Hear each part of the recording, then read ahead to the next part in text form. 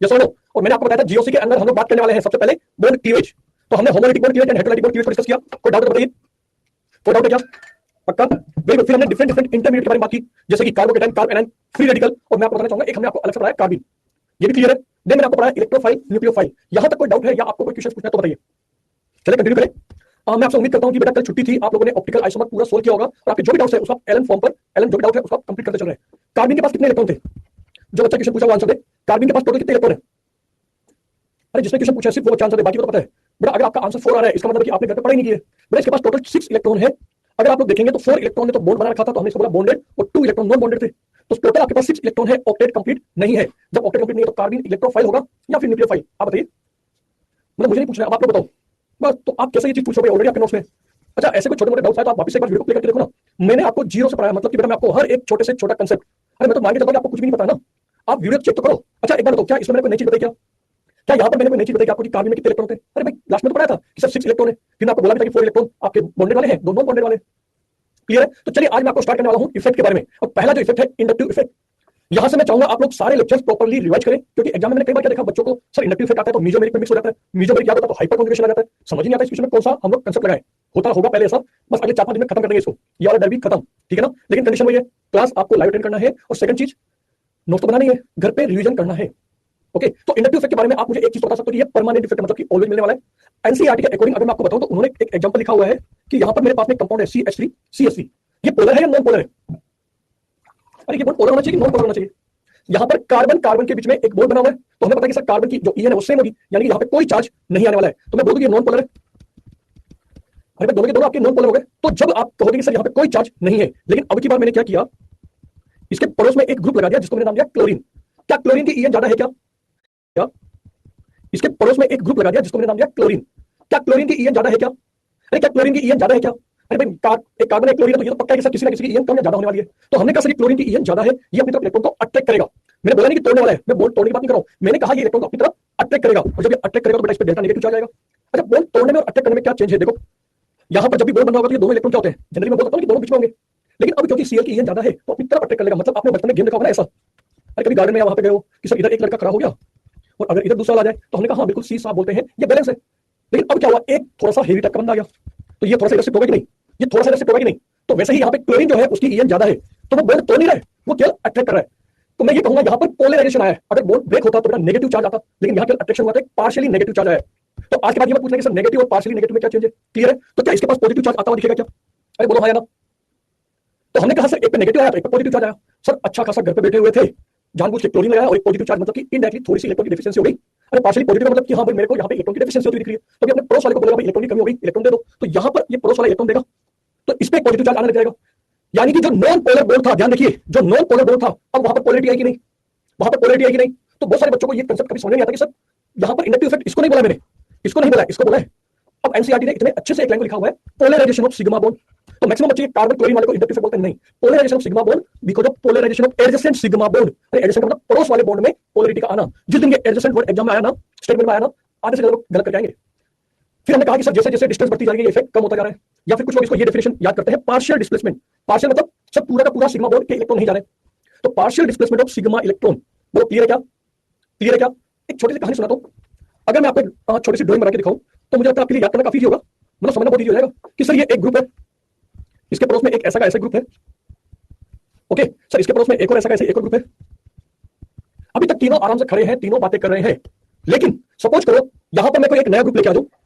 अब की बार देखो मैं एक नया ग्रुप लेके आ रहा हूं, बाकी आप लोग समझ ही जाएंगे। हाँ ड्राइंग बहुत अच्छी नहीं है, लेकिन कंसेप्चुअली अगर आप समझना चाहें तो काफी ईजी है। अरे यस और नो। अब क्या इस पास वाले ग्रुप में पोलरिटी आएगी क्या? मतलब ऑटोमेटिक ऐसा कुछ होने वाला है क्या? मतलब देखो ग्रुप ने कुछ भी नहीं किया, क्या ग्रुप ने कुछ बोला क्या? हाँ बात चाहे मैगी जैसे, लेकिन कंसेप्ट हमारा स्ट्रांग हो जाएगा। सर ग्रुप ने तो कुछ भी नहीं किया, लेकिन यहाँ पर फिर भी पोलरिटी आना कम हो गई, क्या इसके पड़ोस में भी पोलरिटी आएगी क्या? अरे बिल्कुल इसके पास वाले में भी आएगी पोलरिटी, लेकिन सर इतनी ज्यादा नहीं आ पाएगी। अरे इसके पास वाले में, अरे सर वहां पर भी आएगी। अच्छा एक ग्रुप कोई बहुत दूर खड़ा है, अरे वो 3-4 किलोमीटर दूर है, क्या उसमें पोलरिटी आएगी क्या? क्या वहां पोलरिटी आएगी क्या? तो इसका मतलब देखो मैंने तो ये डायग्राम बनाया और आपको समझा दिया कि भैया जो पोलरिटी है, जो नॉन पोलर बॉन्ड थे उसमें पोलरिटी आ गई, यस और नो। और ये डिस्टेंस के ऊपर डिपेंड कर रहा है, जैसे जैसे डिस्टेंस इंक्रीज होती जा रही है ये इफेक्ट डिक्रीज होता जा रहा है। अरे बोलो हाँ या ना। अब भूल के दिखाओ, अरे अब भूल के दिखाओ अगर आप भूलना चाहें तो। इंडक्टिव इफेक्ट के बारे में बस सारे पॉइंट्स यहां से कवर हो गए हैं। ये देखिए एनसीईआरटी की सारी लाइंस मैंने यहां लिख दी है। जैसे जैसे बॉन्ड इंक्रीज होता जा रहा है, जैसे जैसे बॉन्ड इंक्रीज होता जा रहा है, आपका इफेक्ट डिक्रीज होता जा रहा है। किसके अंदर इफेक्ट कहां होगा, किसमें इफेक्ट कहां होगा? बड़ा एक चीज बताऊं मैं आपको, छोटा सा कंसेप्ट था, अब मत परेशान होइए ना। अगर आपको लगता है कि नहीं सर मुझे नहीं चाहिए तो हटा दो, मुझे नहीं बताना ना, मुझे तो केवल डेफिनेशन समझानी थी। अरे भाई जरूरी थोड़ी कि मैं आपको स्टोरी समझाऊं, और या फिर आप 10 मिनट लेट क्लास में बोलोगे सर वापस से समझा दो। अब सर यहाँ पर इंडक्टिव इफेक्ट कहां होगा बेटा, मैंने इतना बड़ा एक टिक लगा रखा है, यहाँ पे मैंने बड़ा सा क्रॉस लगा रखा है, कार्बन कार्बन जो भी नॉन पोलर बॉन्ड थे उसमें पोलरिटी का आना। अगर आप कहें कि सर ये भी नहीं समझ आया तो फिर अब इससे ज्यादा तो क्या लिखूं। सर इसके पड़ोस में एक और कार्बन होता तो उसमें भी पॉजिटिव आता, और एनसीईआरटी ने एक बहुत अच्छी लाइन लिखी है, जनरली 3 बॉन्ड के बाद में इफेक्ट डिक्रीज हो जाता है। भाई मुझे ये डायग्राम थोड़ी ना बनाना है, हटा दिया हमने कि सर इसमें कहां पर इफेक्ट आएगा। सर यहाँ पर 1 2 3 4 5 6 7 8 कितने सारे कार्बन है, तो सर इंडक्टिव इफेक्ट किसको बोलेंगे। अरे भाई यहाँ पर पॉजिटिव आया तो इसको बोल दो, एक तो ये सुनो, ये पहला कार्बन हुआ, ये दूसरा कार्बन हुआ, ये तीसरा कार्बन हुआ, यहाँ तक बोलो, इसके आगे जनरली चार्ज आना ही नहीं चाहेगा, क्योंकि जैसे जैसे डिस्टेंस इंक्रीज होती जाती है, उन्होंने ये लिखा है एनसीईआरटी ने, जनरली 3 बॉन्ड के बाद में इफेक्ट कम हो जाता है। मैं तो चलो 4 बॉन्ड तक मान लेता हूँ कि 4 पे भी थोड़ा बहुत आ रहा होगा। क्लियर है, डन। हाँ मतलब मुझे लगता नहीं कि, हाँ मतलब मैं समझ गया कि आपको मैं एक्स्ट्रा चीज नहीं बताऊंगा ना, क्योंकि आपको तो सिर्फ जानबूझ के उसी चीज में परेशान होना है जो आपके काम का नहीं है। अब यहाँ पे मैं कोई दूसरा ग्रुप लगा सकता हूँ, बिल्कुल अभी उसकी बात करेंगे हम लोग। तो चलो बेटा इंडक्टिव इफेक्ट के बारे में कुछ छोटे छोटे पॉइंट्स हैं जो मैं आपको क्लियर करता हूँ, है ना। नहीं बेटा अब क्या होता है, जब आपके लिए ऑर्गेनिक को थोड़ा इजी करने की कोशिश करते हैं तो आप लोग और परेशान करते हो कि हाँ सर नहीं ये क्या हुआ, सर कैसे हो गया, सर क्यों हो गया। जब मैंने आपको 2 चीजें पहले बता रखी है कि बेटा मैं आपको पढ़ाऊंगा उस 5 से 10 मिनट मुझे डिस्टर्बेंस नहीं चाहिए, आप लोग आराम से पढ़ाई करो। फिर आपसे पूछूंगी हाँ बेटा मुझे कुछ बताओ, वो एक डायग्राम ऐसा था जिसने सारे लाइन क्लियर कर दिए। सर डिस्टेंस पर डिपेंड करता है, सर जनरली 3 कार्बन तक हमारा ये वैल्यू होता है, जैसे जैसे डिस्टेंस इंक्रीज हो रही है। अरे एक छोटा सा डायग्राम बनाया था उससे खत्म हो गया था, परमानेंट है। अच्छा किसके रेफरेंस में लेके चल रहा हूँ, तो यहाँ पे मैं हाइड्रोजन को एक रेफरेंस लेके चल रहा हूँ। अच्छा ये क्यों आया, because in difference in electronegativity. कुछ बच्चों को चीजों को कॉम्प्लिकेट करने में मजा आता है, तो बेटा कॉम्प्लिकेट करिए, लेकिन अगर हमारे बच्चों ने ये वाला डायग्राम बना लिया उनके नोट्स में, तो मुझे नहीं लगता कि भाई आपको कोई दिक्कत आने वाली है। क्लियर, अब ये आपकी चॉइस, आप बनाओ ना बनाओ, ठीक है ना बेटा। मैं देख रहा हूँ 2-3 बच्चों को बिल्कुल, हाँ फिर क्या होगा कि मैं आपके सारे क्वेश्चंस, मैं आपके सारे पॉइंट्स जो भी आप क्वेश्चन पूछोगे मैं आपको इग्नोर करना चालू करूंगा, क्योंकि अब मैं देख रहा हूँ अभी मैंने आपको डाटा उसके बाद भी आप क्लास को डिस्टर्ब कर रहे हो, फिर से आपका मैसेज आ रहा है। बेटा यहाँ पर आपके पास केवल और केवल एक नई लाइन मैंने ऐड की है, इंडक्टिव इफेक्ट के लिए कोई रेफरेंस होना चाहिए। अरे भाई ये कार्बन क्लोरीन है, मैं क्यों मानूं कि क्लोरीन इलेक्ट्रॉन को डोनेट कर रहा था कि ले रहा है। अभी तक मैंने आपको बोला क्या कि भाई आपको मेरे से क्वेश्चन पूछो, मैंने आपको बोला क्या। तो जिन बच्चों ने ये लिखा कि सर 4 पॉइंट को एक्सप्लेन कर दो, गलत है कि नहीं है, गलत है कि नहीं, अगर ऐसा कुछ है तो बता दो मुझे बेटा, कोई बात नहीं। जब मैंने अभी तक आपको बोला क्या कि बेटा आपको मैंने क्लियर किया है, अरे ये रहा आगे की स्लाइड में, आप कैसे मैं आपको एक्सप्लेन करूं, नहीं कर सकता ना, क्योंकि आप लोग, हाँ आप डॉक्टर बनने की तैयारी नहीं कर रहे हो, आप साइंटिस्ट बनना चाह रहे हो। मना करने के बाद भी अगर आप ऐसा करेंगे, बात करेंगे बेटा ना, मैं कोशिश ये करूंगा कि आपके मैसेज को ध्यान ना दूं। बेटा मैंने आपको ये सारे पॉइंट्स पढ़ाए हैं, केवल एक पॉइंट मुझे आपको एक्सप्लेन करना है कि सर ये इंडक्टिव इफेक्ट हम लोग हाइड्रोजन के रेफरेंस में लेते हैं। अरे भाई हाइड्रोजन के रेस्पेक्ट में कैसे लेंगे, या फिर हमने H को 0 क्यों माना है। तो चलिए इस पॉइंट को समझने के लिए मैं आपके लिए लेकर आया हूं एक नई स्लाइड। ये जो कार्बन है, अभी तक मैं बोल सकता हूं कि सर ये कार्बन कार्बन कार्बन कार्बन है, तो यहाँ पर पोलरिटी नहीं है, ये नॉन पोलर बॉन्ड है। लेकिन अब मैंने क्या किया, इस H को रिप्लेस करके कोई एक नया ग्रुप लगा दिया। सपोज करो मैंने यहाँ पे एक ग्रुप लगाया Y, क्या लगाया मैंने, H को मैंने चेंज करके एक ग्रुप लगा दिया Y, और मुझे पता है कि सर जो Y है यहाँ पर मैं मान लीजिए मोर इलेक्ट्रॉन विड्रॉइंग पावर मान के चल रहा हूँ, यानी EN of Y is greater than EN of carbon. बोलो क्लियर है क्या। मैंने क्या किया, एक कोई अननोन कंपाउंड लगाया, मुझे नहीं पता। अब एक बच्चे ने जो मैसेज किया था ना, सर क्या क्लोरीन लगाऊंगा क्या। अरे भाई तुम क्लोरीन लगाओ, तुम ब्रोमीन लगाओ, तुम OH लगाओ, कुछ भी लगाओ, तो पहले पढ़ तो लो, उसके बाद डाउट पूछो ना। तो पढ़ाने से पहले अगर आप पूछोगे तो फिर कुछ नहीं होने वाला है, ठीक है ना। तो यहाँ पर मैंने क्या देखा कि बेटा Y की EN ज्यादा, अच्छा अब बताओ मुझे Y की EN ज्यादा तो Y क्या करेगा, Y क्या करेगा, इलेक्ट्रॉन को अपनी तरफ अट्रैक्ट करेगा या इलेक्ट्रॉन को लूज करेगा। पक्का सर यहाँ पर अब की बार ये एक डेल्टा नेगेटिव चार्ज आएगा क्योंकि इसकी EN ज्यादा है, तो बेटा इसके पड़ोस वाले पे क्या चार्ज आया, पॉजिटिव, ये सुनो। तो मैंने इसको याद करने के लिए बोल दिया, Y पे जो चार्ज आया उसको हम लोग वो बोल देंगे, Y पे कौन सा चार्ज आया, नेगेटिव चार्ज, तो इसको हम लोग बोलेंगे minus I effect. Minus I effect कौन शो करेगा, जिसका इलेक्ट्रॉन को विड्रॉ करने का नेचर है। इलेक्ट्रॉन विड्रॉइंग ग्रुप जो होगा शॉर्ट फॉर्म में इसको आज के बाद EWG लिख दूं क्या, ये सुनो। लेकिन सपोज करो यहाँ पर मैंने कोई ऐसा ग्रुप लगा दिया होता, सपोज करो मैंने कोई दूसरा ग्रुप लिया जेड, और अब की बार इसकी EN कम है, यानी यहाँ पर जो EN है मैं पूरा ना लिख कैसे दूं, आपकी बार कार्बन से कम है, भाई EN ऑफ कार्बन आपकी बार ज्यादा है, यानी कि जो जेड है उसकी इलेक्ट्रॉन को डोनेट करने की टेंडेंसी है। या फिर मैं ऐसा बोल दूं कि जो कार्बन है वो पड़ोस वाले से इलेक्ट्रॉन ले रहा है, क्योंकि इसकी EN ज्यादा, तो इस पर डेल्टा नेगेटिव चार्ज आएगा क्या, तो इस जेड पे कौन सा चार्ज आएगा, डेल्टा पॉजिटिव, या सुनो। और डेल्टा पॉजिटिव आने की वजह से हमने याद करने के लिए बोल दिया सर ये प्लस आई इफेक्ट है, यानी जो एटम पे चार्ज आता है उसको हम लोग उसी तरीके से याद कर लेंगे। सर वाई पे नेगेटिव था तो हमने माइनस आई इफेक्ट बोला, और जेड पे प्लस आई प्लस आ रहा है तो प्लस आई इफेक्ट बोलेंगे, इसको बोला जाता है इलेक्ट्रॉन डोनेटिंग ग्रुप। क्लियर। तो यहां से मेरे 2 पॉइंट क्लियर हुए कि सर ये H मेरा रेफरेंस कैसे हुआ, अगर कोई अननोन कंपाउंड मेरे पास में आ जाए तो क्या होने वाला है। क्लियर है। अब आपको कोई डाउट हो तो पूछो। नुकसान हो गया आपका, 3 क्वेश्चन कट हो गए, जो आपने अगले 5 मिनट खराब किए ना, 3 क्वेश्चन कट हो गए। पढ़ाऊंगा तो मैं बच्चों को वैसे ही, क्योंकि मैं आपका नुकसान नहीं करने वाला हूं, नुकसान तो नहीं करूंगा पक्का है। मैं 2-3 बच्चों की वजह से पूरी क्लास का नुकसान थोड़ी करेंगे। अब क्या होता है, मैं बच्चों को याद करने के लिए जनरली यहाँ पे एक स्टोरी सुनाता हूँ। ये मेरा इलेक्ट्रॉन को विड्रॉ करने वाला है, कौन है ये, अरे इलेक्ट्रॉन को विड्रॉ करने वाला है। तो मैं यहाँ पर एक डायग्राम बनाता हूँ कुछ इस तरीके से, ये पूरी ऑर्गेनिक केमिस्ट्री में मेरे काम आता रहेगा, और जैसे आपके काम आएगा आपके फेस पे स्माइल आएगी। सर ये हमारी मूवी का विलन है, अरे इसको मैं बोल सकता हूँ कि सर ये हमारी मूवी का चोर है क्योंकि इलेक्ट्रॉन लेके भाग रहा है। चोर बोलिए, डाकू बोलिए, मंगल सिंह बोलिए, कुछ भी बोलिए, ये सुनो। तो बेटा ये आपने कहा कि इलेक्ट्रॉन को लेके भाग गया, इसलिए हमने कहा कि ये आपका इलेक्ट्रॉन विड्रॉइंग ग्रुप है, ये आपके इलेक्ट्रॉन को लेके भागने वाला है, ये इलेक्ट्रॉन को विड्रॉ करेगा। लेकिन बेटा इसके पड़ोस में मैंने एक डायग्राम बनाया एक स्माइली के साथ में, ये हमारा मूवी का हीरो है। मूवी का हीरो बोलिए सर, ये हमारी मूवी के अंदर आप जैसे मंदिर जाते हो तो सर ये हमारी मूवी के पंडित जी है, क्यों है सर, ये इलेक्ट्रॉन को डोनेटिंग करने वाले। अरे मंदिर में जाते हो तो पंडित जी प्रसाद देते नहीं देते, ये सुनो। अरे ये तो हमारे पेरेंट्स है, जब भी हमें जरूरत होती है कि पापा पैसे चाहिए, ये लो भाई, तो भाई आपको पैसे मिल रहे नहीं मिल रहे, और आप लोग कौन हो? आप इलेक्ट्रॉन विड्रॉइंग ग्रुप हो, हमेशा पैसे लेके भाग जाते हो। ये सुनो, तो हम लोग बड़े आराम से 2-3 वर्ड से सर चोर बोलिए, डाकू बोलिए, मूवी का विलेन बोलिए, सर इलेक्ट्रॉन डोनेटिंग मूवी का हीरो बोलिए, सर पंडित जी बोलिए, या फिर याद करने के लिए आप लोग इसको पेरेंट्स बोल सकते हैं। तो क्या ये पॉइंट क्लियर हुआ क्या? अगर कोई डाउट है तो आप पूछो ना। अरे भैया पूछ लो, हाँ पूछिए। और अगर अब डाउट नहीं है तो बेटा आप क्लास को बीच में डिस्टर्ब नहीं करोगे। अगर आपने क्लास को बीच में डिस्टर्ब किया तो मैं आपके मैसेज नहीं सीन करूंगा ना, मैं आपको रिस्पॉन्स नहीं दूंगा। स्पेशली 3 बच्चों के नाम मैं देख रहा हूं जो हर बार क्लास को डिस्टर्ब कर रहे हैं। बेटा ये परमानेंट इफेक्ट है, बिल्कुल परमानेंट इफेक्ट है, क्योंकि ये मॉलिक्यूल्स में ऑलवेज मिलेगा। अरे ये तो पहले नहीं बता दिया। बड़ा डायग्राम में कोई बहुत बड़ी बात नहीं है। इलेक्ट्रॉन विड्रॉइंग मतलब इलेक्ट्रॉन को लेके भागेगा जिसकी ईएम ज्यादा है, और इलेक्ट्रॉन डोनेटिंग का मतलब इलेक्ट्रॉन को डोनेट करता है। यहां पर फिर मेरे पास ये टेबल आती है, अब ये आपको याद करना है। ये वाली कहानी आप प्लस आई ऑर्डर को पूरा याद करके आओगे। सर ये सबसे पहले मैं इनको लेने वाला हूं, कार्बन नाइट्रोजन ऑक्सीजन, इनको देन मैं आगे बात करूंगा। इनको आपको याद करना है। पता मुझे कभी कभी आपके बेच में ऐसा लगता है कि क्या मैं 11th क्लास को पढ़ा रहा हूं, मतलब मुझे सीरियसली देखना पड़ता है कि क्या मेरा लीडर पेज है 11th पेज है। सर 1 मिनट को डायग्राम बना रहे हैं, अरे भाई क्लास के बाद में बना लेना, अभी समझो। अरे मैं आपको ऑलरेडी ये चीज भेज चुका हूं, ये सुनो। तो आप ऐसा क्यों बिहेव करते हो? अरे पक्का डॉक्टर बनने वाले हो क्या? क्या पक्का मैं डॉक्टर की तैयारी कर रहे हैं? सर पेशेंट आ गया और बच्चे मेरे से आया हुआ है। अब हमने क्या किया, भाई तुम बैठो तो सही, खाने में क्या खा के आओ, चाय वाय पी के आओ कि नहीं, मतलब बातें किए जा रहे हो 15 मिनट हो गए, 30 मिनट कंप्लीट। सर 1 मिनट और। अरे क्यों भाई, ये डायग्राम बाद में बना लेना ना, कहीं भाग गया डायग्राम। अरे मैंने तो डिलीट करके वापस आप लोगों के लिए बनाया है, ये देखो। बनाया कि नहीं बनाया?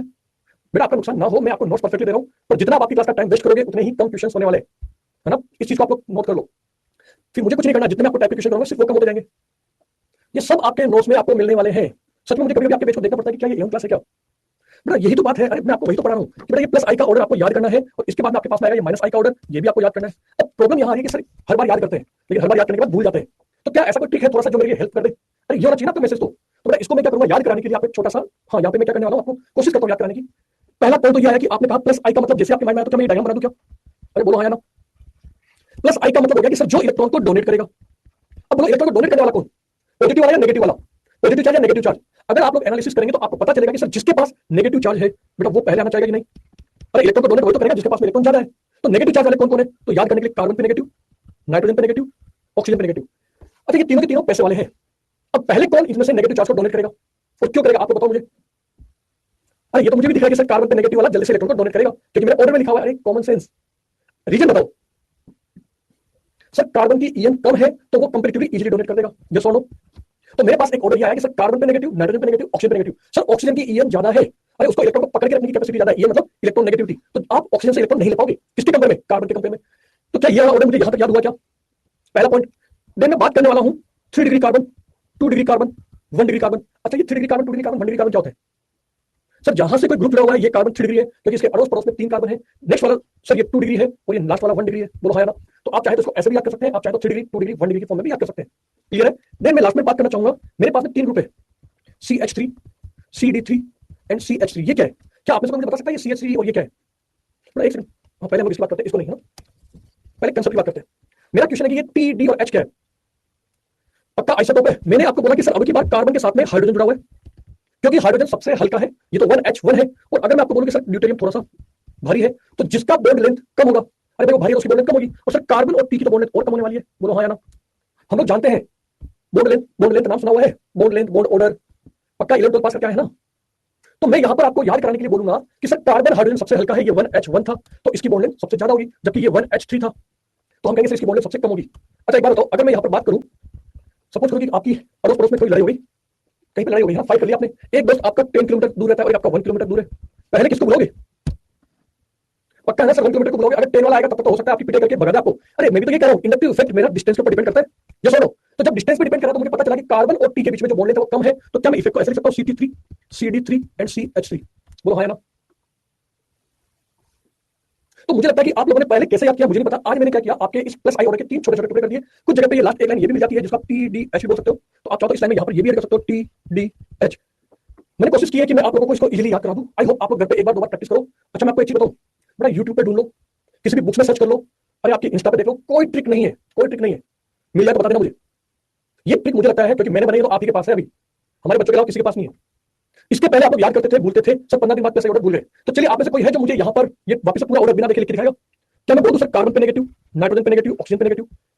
ऑक्सीजन दो थे मेरे पास में, क्योंकि आप लोगों ने अगर पढ़ा होगा तो सर यहाँ पर ये रेजोनेंस होता है, क्योंकि अभी तक मैंने रेजोनेंस पढ़ा नहीं है, तो मैं आपको बोलूंगा कि हाँ आप लोग याद कर लो। इसके बाद में कौन आएगा, तो मैं डायरेक्ट 3 डिग्री, 2 डिग्री, 1 डिग्री, क्या इसके आगे मैं direct CT3, CD3, CH3। 1 minute भी नहीं लगा, 1 मिनट भी अगर आपको लग रहा है तो बड़ा बहुत बड़ी बात हो गई। तो क्लियर है? तो ये हुआ प्लस आई का ऑर्डर। अब मैं आपको बात करूंगा माइनस आई का ऑर्डर। इसके लिए आपको कोई ट्रिक नहीं है, ये आपको याद करना पड़ेगा, ये आपको याद करना पड़ेगा,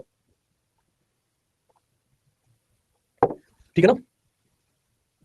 अरे ऐसा कैसे हो सकता है कि भाई आप लोग माइनस आई के लिए कोई ट्रिक नहीं बताओ। चले बेटा वापस से आते हैं माइनस आई के पास, और जैसे आपने कहा माइनस, तो क्या मेरे माइंड में ये डायग्राम आता हुआ दिख रहा है क्या?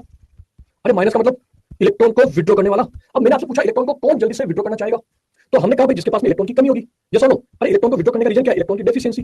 अब इलेक्ट्रॉन की कमी किसके पास है, तो मैं क्या डायरेक्ट लिख दूं क्या पॉजिटिव? बेटा यहाँ पे आपके पूरा नहीं लिखा हुआ है, लेकिन अगर मान लो कभी आपके पास आ जाए ऑक्सीजन पे पॉजिटिव, नाइट्रोजन पे पॉजिटिव, कार्बन पे पॉजिटिव, इन तीनों में से सबसे पहले कौन इलेक्ट्रॉन को अपनी तरफ बुलाना चाहेगा? अब लॉजिकली बताओ ना मुझे, क्योंकि सर ऑक्सीजन की ईएन ज्यादा है तो वो ऑक्सीजन वाला जल्दी से बुलाना चाहेगा। तो ये देखो आपके लिए अभी तक सीरीज में नहीं है तो भी मैंने कर लिया। मेरा नाइट्रोजन में मैं दो कोड याद करना चाहूंगा, एक है NR3 पॉजिटिव और एक है NH3 पॉजिटिव, ये मुझे याद करना चाहिए। इसका भी लॉजिक है हमारे पास में। हाँ यहाँ पे मैं लिख दूं क्या? अगर आप NR3 पॉजिटिव को ओपन करोगे तो कुछ ऐसा बनता हुआ दिखेगा क्या? जबकि आप कहोगे सर NH3 में तो ऐसा बनता हुआ दिख रहा है, बोलो हाँ या ना? तो हमने कहा कि सर अभी के बाद नाइट्रोजन में 3 R ग्रुप है, और जब 3 मल्टी ग्रुप होंगे तो क्या इनमें रिपल्सन होगा कि नहीं? क्या इनमें रिपल्सन होगा कि नहीं? और बेटा अगर रिपल्सन हुआ तो क्या मैं यहां लिख सकता हूं इनका बॉन्ड एंगल क्या होगा? Increase bond angle. और आपको पता है कि जब बॉन्ड एंगल इंक्रीज होता है तो इसके अंदर S परसेंटेज कैरेक्टर इंक्रीज होते जाते हैं। अरे मैं तो सीधा सीधा बोलना चाहूंगा बेटा EN इंक्रीज हो रही है, यानी इन दोनों में से किसकी EN ज्यादा है? सर है तो दोनों नाइट्रोजन, अरे है तो दोनों नाइट्रोजन, लेकिन इन दोनों में से भी किसकी EN ज्यादा है? तो हमने कहा सर NR3 पॉजिटिव की EN ज्यादा होगी, बिकॉज वहां पर परसेंटेज S कैरेक्टर ज्यादा होता है। अब सर ये मैंने तो कभी बादाम खाना चालू नहीं किया, क्योंकि सर ये S कैरेक्टर क्या होता है बेटा अभी मैं आपको पढ़ाने वाला हूं ना आगे, डोंट वरी। हाँ ये डाउट जेन्युइन है, होना भी चाहिए। अगर आप लोगों ने इनऑर्गेनिक केमिस्ट्री में पढ़ा होगा, आपके पास ये sp3 हाइब्रिडेशन है क्या, ये sp2 है क्या, और ये sp है क्या? आपको पता है इसका बॉन्ड एंगल 180 होता है, इसका 120 होता है, इसका 109.5 होता है, बोलो हाँ या ना? अच्छा इसके अंदर s ऑर्बिटल कितने, p ऑर्बिटल कितने? s ऑर्बिटल कितना है? तो बेटा आपको सबको पता चला सर एक s है और एक p है, तो मैं आपसे पूछूंगा इसमें परसेंटेज s कैरेक्टर कितने हैं? तो आप कैसे निकालोगे? सर s 1 है डिवाइडेड बाय टोटल 2 into 100, तो मेरे पास 50% कैरेक्टर आ गए। सर 50% s है, 50% p है। अगर मान लो मैं आपसे sp2 वाले में पूछ लेता तो अब की बार आप करोगे बेटा, क्योंकि s तो 1 है लेकिन p 2 है, तो आपका आंसर आएगा 1/3 into 100, तो 33 हुआ कि नहीं? मैं डायरेक्ट दूंगा आपकी बात 33। और ऊपर वाले में बताओ, सर एक s है और 3 p है, तो टोटल हो गया 4, 1/4 यानी कि 25%। तो यहां से ही आपके पास एक लॉजिक आता है, परसेंटेज s कैरेक्टर जैसे जैसे इंक्रीज हो रहे हैं, सर ऊपर से जैसे मैं नीचे जा रहा हूं मुझे पता चला परसेंटेज s कैरेक्टर ज्यादा है, तो बेटा इसको बोलते हैं बॉन्ड एंगल ज्यादा है, बोलो हाँ या ना? मुझे लगता है आपकी आधी नॉलेज तो मैं खत्म कर दूंगा, तो आपके नोट्स के अंदर आप एक इंपॉर्टेंट पॉइंट लगा के लिख लो इसको, ताकि बाद में कभी दिक्कत ना आए। तो परसेंटेज s कैरेक्टर का बॉन्ड एंगल से डायरेक्ट रिलेशन है, प्रोपोर्शनल वाला रिलेशन है। क्लियर? चलिए कंटिन्यू करें। तो बेटा यहाँ पर आपने परफेक्टली देखा कि ऑक्सीजन पे पॉजिटिव, नाइट्रोजन पॉजिटिव और कार्बन पे पॉजिटिव। सेकंड नंबर पे बेटा मैं रखना चाहूंगा फंक्शनल ग्रुप को। किसको रखा है मैंने? फंक्शनल ग्रुप को। और मैं आपको स्पेसिफिकली याद कराना चाहूंगा, यहाँ पर NO2 सबसे पहले आएगा, देन साइनाइड आएगा, और बेटा लास्ट में C डबल बॉन्ड O चाहता हुआ दिखेगा। ये आपको डायरेक्टली याद करना है। C डबल बॉन्ड O पे मैं स्टार्ट करूंगा, क्योंकि कुछ बच्चों के माइंड में आता है प्रायोरिटी ऑर्डर। बेटा प्रायोरिटी की बात नहीं कर रहा हूं, फिर से ध्यान रखो, ये -I का ऑर्डर है, प्रायोरिटी ऑर्डर अलग था, ई इफेक्ट जिसमें आपने नंबरिंग की वो अलग था, और ये -I का ऑर्डर है, ध्यान रखिएगा। कोई भी बच्चा ऐसे नंबर 1 पे मत देना। नंबर 3 पे आऊंगा बेटा, नंबर 3 पे तो मैं x की बात करूंगा, और x की बात करते बेटा मेरे माइंड में आता है केवल और केवल एक ही चीज, अरे x मतलब कि हेलोजन, दूसरा x नहीं कर रहा हूं। तो आपको पता है फ्लोरीन, क्लोरीन, ब्रोमीन, आयोडीन, तो बेटा यहां पर आपको पता है x की बात आएगी नंबर 3 पे तो किसकी ईएन ज्यादा होगी? जल्दी से बताइए। आपको पता है फ्लोरीन की ईएन सबसे ज्यादा होती है, तो वो इलेक्ट्रॉन को ज्यादा अट्रैक्ट करेगा। और बेटा अगर सपोज करो x की बात आ गई, x मतलब हेलोजन की बात आ गई, तो अल्कोहल को तो आना पड़ेगा, ये सुनो। अरे भाई ऐसा पॉसिबल है x की बात आए और उसके जस्ट बाद में अल्कोहल की बात ना आए? ये सुनो। तो बेटा हाँ आपने कहा अब की बार आपके पास में दो ग्रुप है, एक है अल्कोहल और एक है ईथर, तो ये दोनों मैंने फोर्थ नंबर पर रख दिया। ये OR और NOH में से OR की ईएन ज्यादा होती है। आप में से कोई प्रूव करना चाहेगा? आप में से कोई प्रूव करना चाहेगा क्यों? सीधी सी बात सर, वहां पर R है, बॉन्ड एंगल ज्यादा होगा, S कैरेक्टर ज्यादा होगा, EN ज्यादा होगी, क्योंकि वहां पर R है जबकि यहां पर H है। ये सुनो। और बेटा लास्ट 5 वाले पे मैं हर बार स्टार लगाता हूं, कम से कम आपको मैं 10 बार बोलूंगा 5 वाले के लिए, क्योंकि मेरे पास जगह नहीं है, तो मैं यहां लिख दूंगा 5 वाले को। मैंने क्या किया, -I के 5 छोटे छोटे टुकड़े कर दिए। लास्ट में मैं बोलता हूं ये एक अकेला ऐसा कार्बन है, इस कार्बन की ईएन कितनी होगी, या इस कार्बन का हाइब्रिडेशन बताओ मुझे, इसका हाइब्रिडेशन। सर 1 सिग्मा 2 सिग्मा तो sp हो गया। जनरली आपके माइंड में आता है कि कार्बन और नाइट्रोजन में से किसकी ईएन ज्यादा होती है? कार्बन और नाइट्रोजन में से किसकी ईएन ज्यादा होगी? मुझे पता है कि सर नाइट्रोजन की ईएन होती है 3.0, तो हमारा आंसर 99.9% गलत होने के चांस है, क्योंकि हर बच्चा कहेगा कि सर नाइट्रोजन की ईएन ज्यादा है। लेकिन ये एक अकेला ऐसा डेविल है, ये एक ऐसा राक्षस है जो आपके 5 नंबर चुरा के ले जाएगा। पहली बार आपने कहा sp कार्बन की ईएन नाइट्रोजन से ज्यादा होगी 3.25, तो क्या ये मुझे याद करना पड़ेगा? हाँ ये आपको याद करना पड़ेगा। आप वेरी याद करो ना करो, लेकिन मुझे ये पता होना चाहिए कि sp कार्बन की ईएन 3.25 होती है, जो नाइट्रोजन से ज्यादा होती है। ऑक्सीजन से ज्यादा की बात नहीं कर रहा हूं, केवल नाइट्रोजन से ज्यादा है। तो फिर आपने कहा सर ये लीजिए, सबसे पहले ट्रिपल बॉन्ड, फिर NH2, फिर आपने PH को रखा, और सबसे लास्ट में कार्बन डबल बॉन्ड कार्बन। तो आपने इस पूरे -I को छोटे छोटे 5 टुकड़ों में डिवाइड किया। अगर मैं आपको एक बार क्विक रिवीजन करूं, तो नंबर 1 पे मैंने कहा सर -I की बात करोगे, मतलब आपको इलेक्ट्रॉन को विड्रॉ करना है, आप इलेक्ट्रॉन को लेकर भागोगे। अच्छा रिलेशन कैसा है सर? ये माइनस है, तो यहां माइनस मत लिख देना, अरे वो -I ऑर्डर है और ये प्लस चार्ज है, ये ध्यान रखना, मिक्स मत करो कंसेप्ट को। तो हमने कहा सर ऑक्सीजन पे पॉजिटिव पहले, फिर नाइट्रोजन वाले में तो दो आते हैं, एक है NR3 पॉजिटिव, एक है NH3 पॉजिटिव। क्या मैं एक बार आपको रिकॉल करा दूं, फिर मैं कहूंगा कार्बन पे पॉजिटिव। ये पहला आपने टुकड़ा लिख दिया, पहला पार्ट कंप्लीट। सेकंड नंबर पे सर ये आता है फंक्शनल ग्रुप वाला, जहां पर आपने बोला था NO2 CN and C double OH। Sir इसके बाद आपने कहा नंबर 3 पे आएगा फ्लोरीन, क्लोरीन, ब्रोमीन, आयोडीन। फिर आपने कहा सर नंबर 3 पे अगर x की बात आई तो 4 पे तो अल्कोहल आने आना है, और लास्ट में है आपके पास में devil, C triple bond C, NH2, PH, carbon double bond carbon. Maximum 30 second भी नहीं लगना चाहिए आपको ये ऑर्डर लिखने में। तो चलिए मैं आपके सामने एक छोटा सा पोल जनरेट करता हूं। आप लोग मेरे जब मैं यस बोलूंगा तो लिखना चालू करेंगे माइनस आई का ऑर्डर, और क्या आप इसको 30 सेकंड में लिखकर मेरा जो पोल है उस पर यस कर पाएंगे? जो जो कर सकता है 30 सेकंड आपका टाइम स्टार्ट होता है नाउ। माइनस आई का ऑर्डर लिखिए पूरा, कोशिश करिए, यस करिए, और अगर टाइम नोट करिए आपको कितना टाइम लगा। जो जो कंप्लीट कर रहे हैं, चलिए लास्ट, वेरी गुड, ओके। कोई बात नहीं, आप में से कुछ बच्चों को मैं देख रहा हूं कि आपको टाइम थोड़ा ज्यादा लगा, 40 second, 45 second, 19 second, 22 second, 25, okay. क्या आप लोग जिन बच्चों ने नहीं लिखा था वापस से चेक करो एक बार। हाँ कोई बात नहीं, 35 सेकंड है, पहली बार था। अब एक बार वापस से पोल जनरेट करते हैं, और अब की बार मुझे आपकी काउंटिंग एकदम डबल चाहिए, वापस से लिखेंगे कॉपी में, बिल्कुल तैयार आप लोग? चैलेंज आपके लिए 30 सेकंड के अंदर। सर मेरा बीच में छूट गया कोई बात नहीं, लेकिन अब की बार नहीं छूटना चाहिए ना, तैयार है आप लोग? अरे बोलो भाई। तो चलिए आपका टाइम स्टार्ट होता है अब। सर मैं भी तो लिख सकता हूँ ना, हाँ मैं भी लिखता हूँ सर। ऑक्सीजन पे पॉजिटिव, नाइट्रोजन पे पॉजिटिव, कार्बन पे पॉजिटिव, नाइट्रोजन 2 तरह के लिख दूंगा सर, 5 छोटे छोटे टुकड़े कर दो सर। पहला हो गया, दूसरे में फंक्शनल ग्रुप, ये लो सर। तीसरे में आपका हेलोजन आ गया, fluorine, chlorine, bromine, iodine sir. Fourth में OH एंड OR आ गया, और लास्ट में सर डेविल। अरे बोलो हाँ या ना, खत्म। अगर आपने आपकी स्पीड इंक्रीज की है, चलो अच्छा लगा मुझे, पहले से आप लोगों की काउंटिंग जस्ट डबल मुझे दिखाई दे रही है, very good, very good, very good. जो बच्चे नहीं लिख पाए उनका रीजन बताओ मुझे। तो चले एक काम करें, लास्ट एक बार और, एक बार और, तैयार रहिए। अगर आपको देखना है कि आपने कहां गलती की थी, वापस से तैयार होइए। अब की बात 30 सेकंड आपके लिए स्टार्ट करता हूं, अब करिए और लिख के टिक करिए। मैं चाहूंगा आपकी बार, हाँ वेरी गुड। चलिए मतलब जितना काउंटिंग पिछली बार हुआ था आपकी बार 15 सेकंड हो गया, वेरी गुड। चलिए और कंप्लीट करिए सब लोग, टाइम खत्म होने वाला है, पहले से ज्यादा नंबर आना चाहिए। अरे भाई सबको रेस्पॉन्स करना है। तो मैं क्या ये मान के चलूं कि अभी आपका काफी अच्छा है। एक बच्चे को मैं ब्रिंक टू स्टोरी लेके आता हूं, दक्षिता सोनी एंड प्रियम नाथ, दो बच्चों को मैंने कनेक्ट किया। मैं क्या करूंगा, हर बार एक दो बच्चों को कनेक्ट करता हुआ चलूंगा, बात करते हुए चलेंगे, मजा आ रहा है? ये ऑर्डर याद करना इजी हुआ? अरे हाँ या ना, कैसा लगा ट्रिक? अपने आप को अनम्यूट करिए सर। समझ में आया, समझ में नहीं आया सर, इंटरेस्टिंग था सर, और कुछ बताइए। हेलो, ओके क्लियर है? हेलो, हाँ आवाज आ रही है आपकी, प्रियम बताइए। जी सर। अभी तक की सारी चीजें क्लियर हुई? सर एक्चुअली शायद आप मेरे को सुन पा रहे हैं सर, मैं एक्चुअली सुन नहीं पा रहा हूँ ओके आपको, कोई बात, मेरे पीसी में कुछ दिक्कत है सर। चलो कोई बात नहीं, कोई बात नहीं, मैं अभी रिमूव कर देता हूँ। ओके हाँ, हाँ मतलब अभी आप यहाँ मैसेज कर सकते हो। हाँ आज से मैंने फाइनली नाम ले ही लिया। चलिए आप ही को मैं लेके आता हूँ, पुनीत कुमार। हाँ एक्चुअली क्या है ना, अभी तक मैं आपके कंसेप्ट स्टोर कर रहा था, अब मेरे बच्चे तैयार है, अब मेरी आर्मी तैयार है हर चीज का आंसर देने के लिए। तो बताइए पुनीत। हाँ स्टार्टिंग में थोड़े कंसेप्ट बनाने थे, अब आप लोग बता सकते हो कि सर IUPAC क्लियर हुआ, आइसोनियम ऑप्टिकल एंड GOC। सर आपकी आवाज अच्छे से नहीं आ रही है, आप मुझको सुन पा रहे हैं? मतलब कुछ पुनीत हाँ मुझे लगता है शायद मेरी तरफ से शायद कोई प्रॉब्लम है, क्योंकि हाँ आपकी आवाज मुझे आ रही है, मेरी आवाज नहीं आ रही है। Hello sir. चलो कोई बात नहीं, करते हैं इसको भी सॉल्व करेंगे ना। ओके चलिए कंटिन्यू करें। एक लास्ट बच्चे को मैं कनेक्ट कर रहा हूँ, आफरीन। आप बताइए क्या इंडक्टिव इफेक्ट आपको याद हुआ? अरे किसी से कोई प्रॉब्लम नहीं है, मैं सबको कनेक्ट करने वाला हूँ, डोंट वरी। आज मैंने 2-4 बच्चों को कनेक्ट किया, कल मैं 2-4 बच्चों को कनेक्ट करूंगा। काव्या वत्स, 2 बच्चों को मैंने लास्ट कनेक्ट किया, चलिए कनेक्ट करिए। Yes sir. ओके आवाज आ रही है आपको? यस सर आ रही है। कैसा लग रहा है, क्लियर हुआ क्या? यस सर सब क्लियर है। प्लस आई माइनस आई का ऑर्डर आज के बाद भूलोगे तो नहीं? नहीं सर बिल्कुल नहीं। टेस्ट के अंदर ट्यूशन दे दूं यहाँ से? हाँ सर दे दो। चैलेंज ले लो, गलत नहीं करके आओगे? पक्का सर। चलिए ओके। Yes sir. आफरीन, हाँ क्योंकि कुछ बच्चे लाइब्रेरी में भी होते हैं, तो बेटा आप लोग बता सकते हैं ना। चलिए बेटा, हाँ अभी मैं कंटिन्यू करता हूँ। हाँ चलिए बेटा, मैं आपको डांटना नहीं चाहता हूँ, मैंने आपके किसी डाउट के लिए आपको मना किया कि आज दिन तक मुझे ये बताओ। मैं आपको सिर्फ एक बात बोलता हूँ कि बेटा आप 5 से 10 मिनट मेरी बात सुन तो लो। आप 5-10 मिनट मेरा लेक्चर सुनो, मैं आपको 1 स्लाइड 2 स्लाइड 3 स्लाइड पढ़ाऊंगा, जो भी मुझे पढ़ाना है, और जैसे मेरा कंसेप्ट खत्म होगा मैं आपको बोलूंगा हाँ अब आप लोग डाउट पूछो।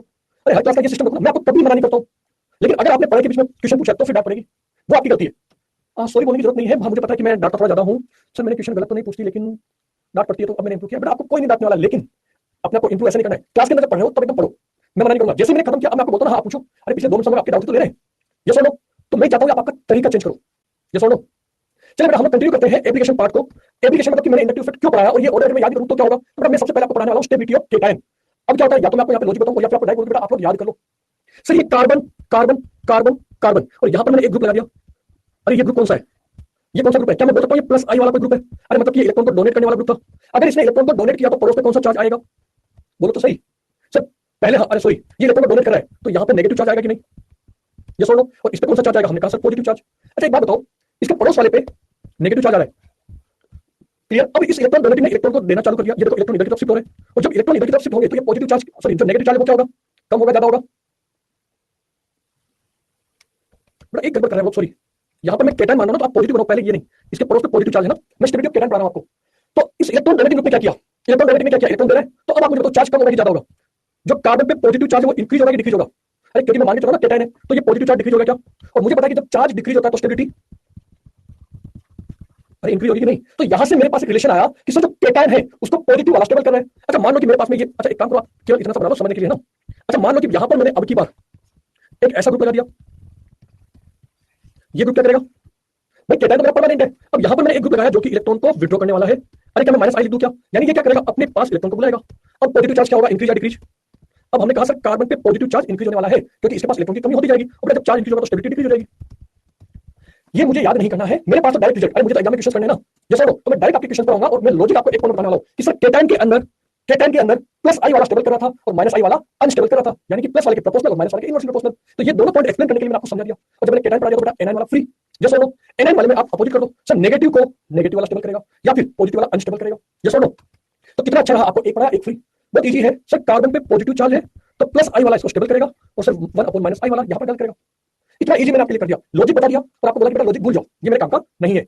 तो हम लोग बात करने वाले हैं केटाइन के लिए प्लस आई वाला, माइनस के लिए माइनस वाला। लेकिन स्टेबिलिटी ऑफ एनाइन में एक पॉइंट और है जिस पे स्टार लगने वाला है। बेटा स्टेबिलिटी ऑफ एनाइन के अंदर क्या होता है, मैं जब चार्ज बनाऊंगा नेगेटिव नेगेटिव नेगेटिव तो यहां पर एक फैक्टर और डिसाइड करता है ईएन और साइज फैक्टर। इसको अभी मैं थोड़ी देर बाद में एक्सप्लेन करूंगा, लेकिन अभी मैंने याद कर लिया कि पहले मैं क्या चेक करने वाला हूं। यहां पर स्टार लगा लो और आप लोग इसको याद करो।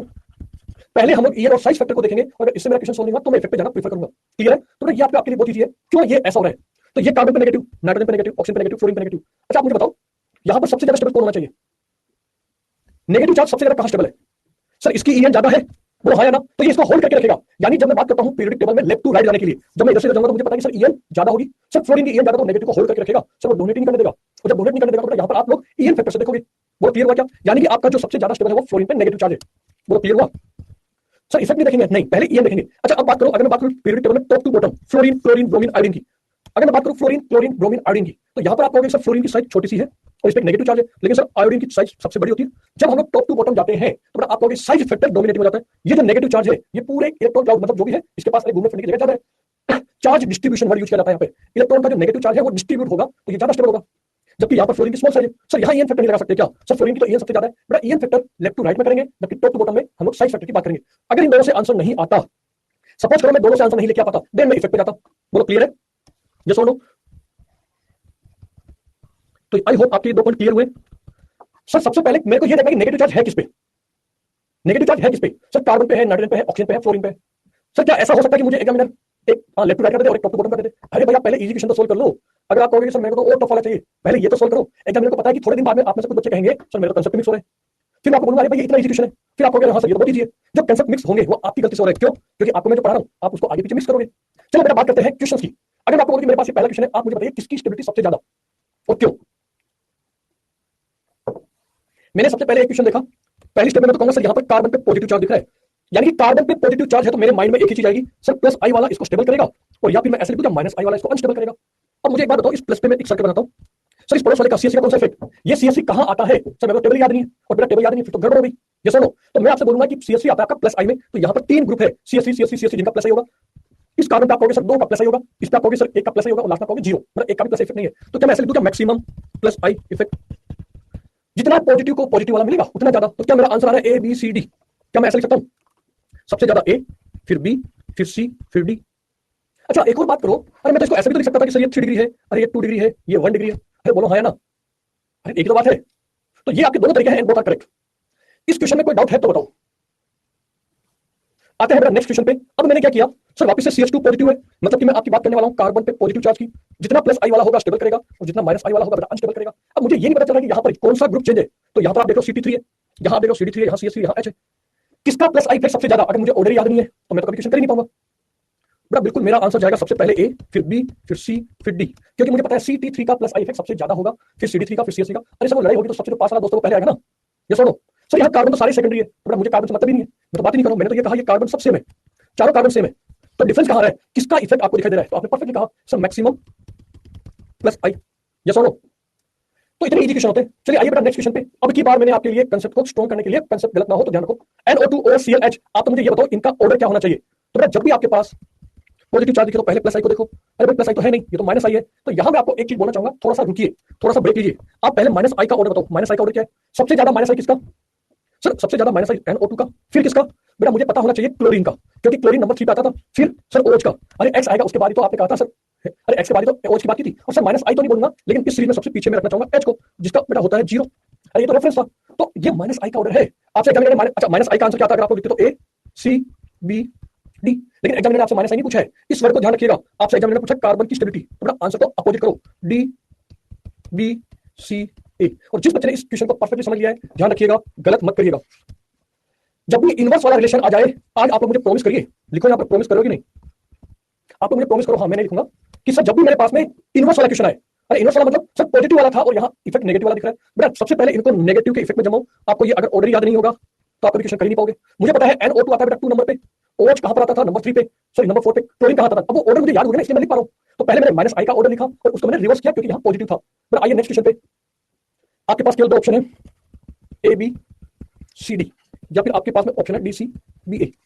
चलिए मैं कोड जनरेट करूंगा, आंसर लाइए। मुझे नहीं पता आपका आंसर क्या होगा। अगर आपने गलत किया इसका मतलब आप लोग प्रॉमिस तोड़ रहे हो। एक बच्चा डी आंसर लिखा, अरे दुष्ट भाई ऑप्शन ही दो ही है। ये जो दो बच्चे डी लिख रहे हैं मतलब उनका तो क्लास में होना नहीं होना बराबर है। जब मैंने ऑप्शन ही दो ही दिए ए और बी, आप सी और डी पे कैसे टिक कर सकते हो? सिली मिस्टेक नहीं करते आप, बवंडर वाला सिली मिस्टेक करते हो। 3 स्टूडेंट हो गए जब आपके पास ऑप्शन ही दो ही है ए और बी। बेटा आप 3 लोगों के लिए तो मेरे पास वर्ड ही नहीं है, मतलब कोई वर्ड नहीं है। सिली मिस्टेक नहीं करते हो आप लोग, आपको डॉक्टर बनोगे ना आप लोग अगर, तो फिर कैसे सर पेट के अंदर कुछ छोड़ के आगे। अरे जब ऑप्शन ही दो ही दिए तो आप फोर्थ ऑप्शन कैसे लगा सकते हो? कुछ आ रहा है, थोड़ा बहुत शर्म आ रहा है। मजाक करो तो मुझे कोई नुकसान नहीं है, लेकिन अगर मेडिकल के एग्जाम में ऐसा मजाक किया ना तो बेटा 1 साल पीछे चले जाओगे, 1 साल। हाँ फिर आपको लगेगा कि अरे मजाक भारी पड़ गया। बेटा आपने परफेक्टली यहाँ पे बोला -I का ऑर्डर। मुझे पता है sir fluorine, chlorine, bromine, iodine, yes और नो, लेकिन मुझे एग्जामिनर ने -I का ऑर्डर नहीं पूछा है, ये A B C D नहीं पूछा है, यस और नो, क्योंकि यहाँ पॉजिटिव चार्ज है। तो मैं कहूंगा सर पॉजिटिव के लिए तो मेरा आंसर अपोजिट करना पड़ेगा। प्रॉमिस करने के बाद भी लगभग 33%, 40% बच्चों ने प्रॉमिस तोड़ दिया। बेटा साइज के हिसाब से और उसकी बात करते हैं नेगेटिव में। अभी नेगेटिव चार्ज नहीं पहुंचा, पॉजिटिव की बात कर रहे हो, कंसेप्ट मिक्स नहीं करना है, बोला ना सर ये तो पॉजिटिव चार्ज वाला है। आइए बेटा एक लास्ट क्वेश्चन करते हैं पॉजिटिव वाला, आज की क्लास यहाँ खत्म करेंगे। यहाँ पर आप कहोगे कि सर क्लोरीन का -I है, यहाँ भी क्लोरीन का -I है, यहाँ भी क्लोरीन का -I है। मुझे पता चला कि सर इसका -I मैक्सिमम होगा, इसका -I मिनिमम होगा। अब की बार ये डिस्टेंस से क्वेश्चन होने वाला है, क्योंकि सर ये -I सबसे ज्यादा डिस्टेंस पे है तो इसका -I मिनिमम होगा। और मुझे पता है सर -I के रिवर्स करना है। अगर मैं -I का ऑर्डर लिखता तो क्या आता, CBA, लेकिन मुझे तो पॉजिटिव की स्टेबिलिटी देखना है, तो मेरा आंसर होगा ABC। तो मैं आपको कभी किसी चीज के लिए मना नहीं करूंगा, बट बेटा अगर आप लोग क्लास के अंदर पहले सुनिए, समझिए और फिर करिए। हम लोग 5 क्वेश्चन पीछे हो गए आज के, तो बेटा नेक्स्ट टाइम से कोशिश करिए क्लास को डिस्टर्ब ना किया जाए, है ना। चलिए घर पे जाइए, रिवाइज करिए, और जो भी डाउट बेटा उनको हमारे एलन वाले डाउट फोरम पे भेजिए, हम लोग सोल्व कर देंगे। चलिए थैंक यू सो मच।